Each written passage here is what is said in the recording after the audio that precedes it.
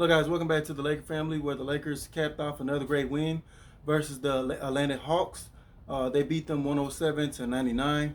Uh, I loved the defensive intensity tonight from our team.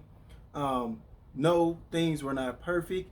We had our troubles guarding the pick and roll with Trae Young and John Collins and Clint Capella.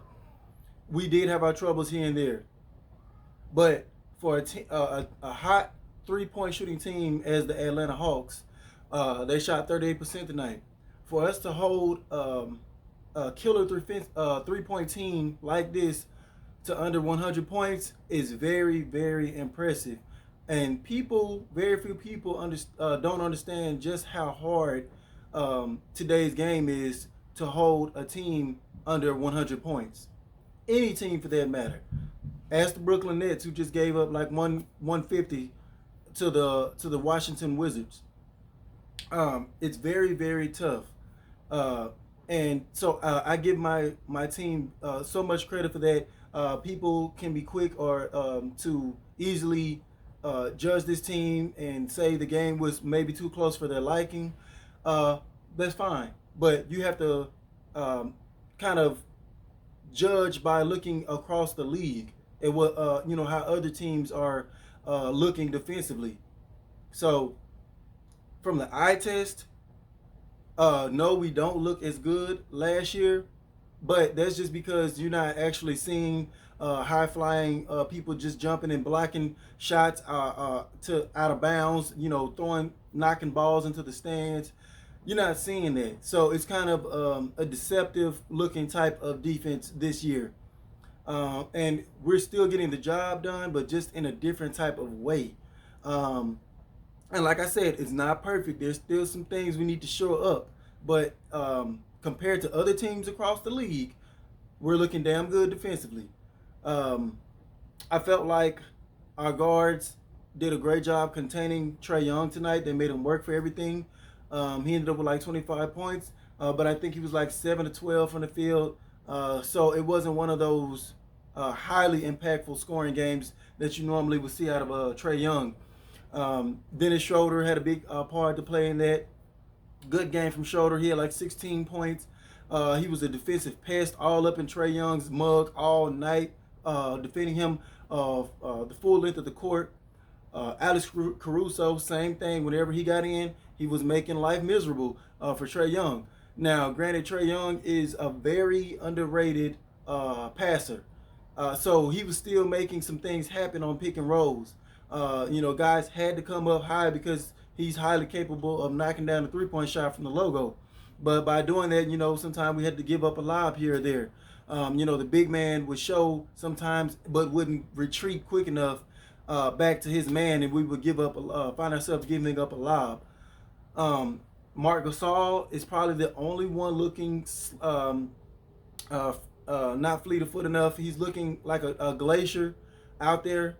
It's a lot of times defensively. He has his good moments here and there, where he holds his ground defensively. A guy tries to fly in there and create contact, but he does a great job of keeping his hands vertical. That way, the refs won't give them those bailout calls.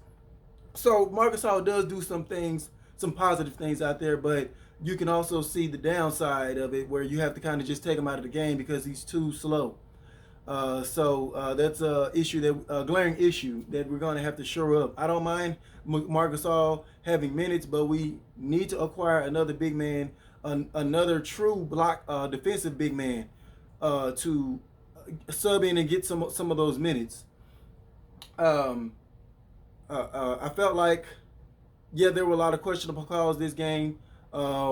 Some calls that could have been challenged, but once again, Frank Vogel was kind of reluctant to use that challenge. But all in all, I felt like this game was in our control. At the end, we kind of made some boneheaded mistakes. Dennis Schroeder, right after making a good play, he got fouled like and one mid-range shot, and he got the 3 point play, but then he turned right back around and committed a silly foul, pressing full court, and gifting Trae Young 2 free throws I think it was like under 2 minutes to go, and we were up 10 at that point, and that kind of just started a downhill trickle effect. The Hawks quickly jumped back in the game and cut it down like quickly, like within two. And there was like a minute left, so I'm like, guys, I know we're not going to blow this game. And LeBron James hit a clutch shot. Caruso got some clutch steals there at the end. Um, guys just did what they were supposed to do in that clutch situation at the end. They did not let that game get taken away from them. Anthony Davis hit some clutch shots too as well. He was big time this game. 25 points. He got to pick it up in that rebound department. 2 rebounds is not enough. Yes, I know it's very tough trying to grab rebounds against a 3-point spread out team like the Hawks because you're so far away from the basket. Trying to switch on these people, and it makes it that much more difficult. But you still got to get more than 2 rebounds. You did have 3 blocks, so good game from Anthony Davis. LeBron James 21, 9 and 7. His normal stat line. He normally scores a little bit more in the scoring department, but tonight I felt like he made like every time the Hawks would make a run, LeBron James would put his foot down and stop the bleeding. So that was very great on his part as well. So all in all, I'm very pleased with the win, and I'm looking forward to us keeping this going. Like I said with Anthony Davis, we need to keep seeing this high efficient scoring type of Anthony Davis going forward. And let's keep this train rolling, guys. But as always, thank y'all for watching. Don't forget to like, share, and subscribe. And I'll see y'all next time. Peace.